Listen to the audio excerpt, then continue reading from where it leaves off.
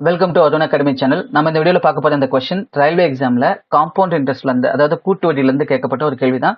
இது எப்படி ஷார்ட்கட்ல சால்வ் பண்றது அப்படிங்கறத பார்க்கலாம். நான் இப்ப கொஸ்டினை படிக்கிறேன், கவனிங்க. 5% ஆண்டு கூட்டு வட்டி சதவீதத்தில் 3364 ஏ மற்றும் பிக்கு இடையில் பகிர்ந்து அளிக்கப்படுகிறது. இதனால் 5% 5 ஆண்டுகளின் முடிவில் ஏயின் பங்கு 7 ஆண்டுகளின் முடிவில் பியின் பங்குக்கு சமமாக இருக்கும் எனில் ஏயின் பங்கு என்ன? சரியா?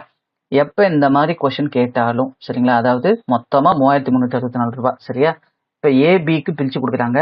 அவங்க ஒரு குறிப்பிட்ட ஆண்டுல கழிச்சு வாங்குற தொகை வந்து சமம்னு கொடுத்தாலும், நான் இப்ப சொல்லித்தர இந்த ஷார்ட்கட் அப்ளை பண்ணீங்க அப்படின்னா கண்டிப்பா உங்களால ஒரு 20 செகண்ட்குள்ளேயே ஆன்சர் பண்ண முடியும். சரியா?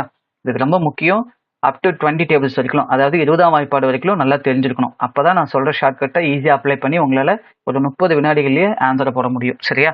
இப்ப கவனிங்க. இதுல நம்ம ஃபர்ஸ்ட் என்ன எடுத்துக்கணும் அப்படின்னா, யாருக்கு வந்து குறைவான காலம் முதலீடு செஞ்சிருக்காங்களோ அவங்கள 100 எடுத்துக்கணும். இதுல வந்து ஏ தான் வந்து குறைவான காலம், அதனால அதை 100% எடுத்துக்கணும். சரியா? அடுத்ததா பிக்கு என்ன எடுத்துக்கணும்னா, இந்த 100 கூட சேர்ந்து எவ்வளவு காலம் அதிகமா இன்வெஸ்ட் பண்றாரு பாருங்க, ஏவை விட பி 2 ஆண்டுகள். அப்ப 2 ஆண்டுகளுக்கான காம்பவுண்ட் இது கூட கூட்டிக்கணும். ஒரு வருஷத்துக்கு கூட்டு வட்டி என்ன அப்படின்னா 5%. அப்ப 2 வருஷத்துக்கு கூட்டு வட்டி என்ன வரும் அப்படின்னா, தனி வட்டியா இருந்தா 5 + 5 10% வரும். கூட்டு வட்டியா இருந்தா 5க்கு ஒரு 5% என்ன அப்படின்னா 0.25. அப்ப மொத்தமா என்ன வந்திருக்கும்? 10.25. அவ்வளவுதான். இப்ப ஒரே ஒரு ஸ்டெப் நீங்க போட்டீங்கன்னா அசலோட பங்குகள் கிடைச்சிடும். இது அப்படியே மாத்தி எழுதுனீங்கன்னு வச்சுக்கோங்களேன். எப்பயுமே ஈக்குவல்னு சொன்னாங்கன்னா அதை இன்வெஸ்ட் பண்ணீங்கன்னா அது விகிதமா மாறிக்கும். சரியா? அவ்வளவுதாங்க. அசலோட பங்கு என்னன்னா, இது வந்துட்டு ஏக்கு 110.25 வரும். அப்ப பிக்கு என்ன வரும்னா 100%. சரியா?